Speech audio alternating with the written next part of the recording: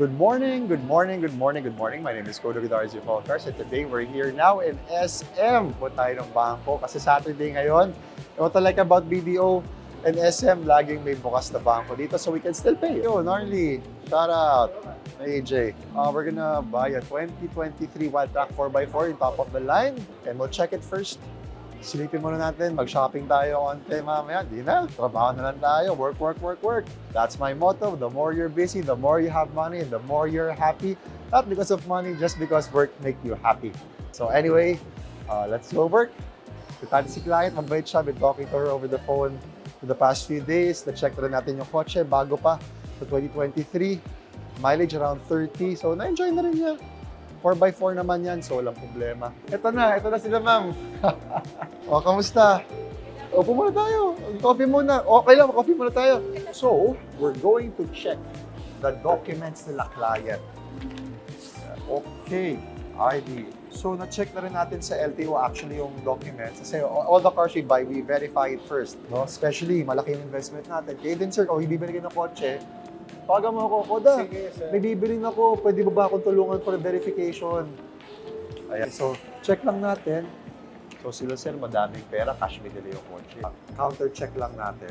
Yun lang, okay na yung documents, na-counter check natin. Very good, very good. Tapos, magaling si ma'am. Sa kanya nakapangalan yung kotse. Hindi kay sir, kay ma'am nakapangalan. Lang, can we check the car? Nasaan yung kotse? Last inspection lang. Halika. Tayo. Tignan mo, ang ganda ng kotse ni Sir. Lux Yellow, one of the special colors ng Ford. If you remember yung sunset orange before ng mga Wildtrak. So this is the 4x4 Wildtrak. Like, ikutan natin.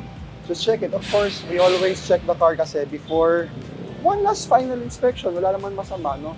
Always, so in all cars, imagine, para mabili lang yung kotse, bago pa bilhin, na-inspect na 2 to 3 times. Let's come inside. Amoy bago pa, guys. I just want to show you the inside, guys. Ang mileage ng kotse, because of course, everybody knows we have a no mileage tampering guarantee. 37,8557. Oh, halos full tank pa. Bait talaga ni sir. Just talking to the client. Very, very nice guy. Kaya nung nag-uusap kami about price, we were negotiating. Bait din ako. Ayos kausap eh. Kasi sila, they're from Naga. So ito, kwentuhan ko kayo ah. Baka isipin niyo mataas yung mileage. They're from Naga. So, nila, provincial roads. So, sabihin, itong coaching ito, batak, ang lakas talagang nag-ano siya. Kung tao siya, lagi siya nag-workout. Kung nasa, Metro Manila, yun yung parang, kasi traffic conditions eh, no? So, the mileage, parang ita-times 2 mo yun. For me, kasi yun yung magiging assumption because you're always in traffic, stuck in first and second gear, lagi naka-ano yung makina.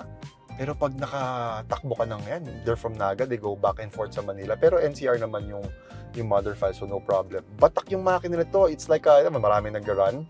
Kumbaga, this is a good marathon runner. Lagi siya nag-jogging. So, batak yung makina, it's a good engine.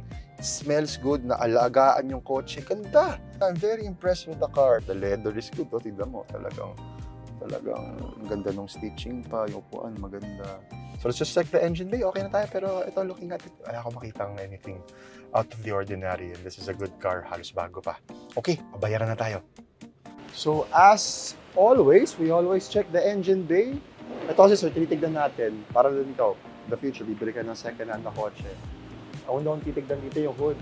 May mga, diyan mo makita si Yupe, pag may tumama gets mo? So this is pressed metal, so dapat perfect siya. Yan, good example. Sa loob, everything looks good. Double check lang natin with the flashlight. Okay, good. Ganda. Maganda yung kotse. Alright, so this is a 4x4 2023 Wildtrak. Ito na natin. Okay. Ito kasi sir, alam mo, hindi pa ako nagbabayad. Uuwi na yung kotse.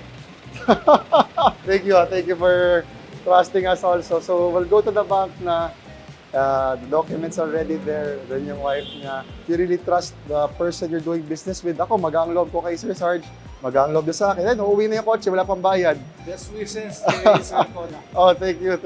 Okay, so if you wanna sell your cars, just feel free to reach out sa Facebook, sa TikTok, and All Cars page. Kita yan, tsaka sa website natin, www.allcarsph.com. Oh, let's pay na.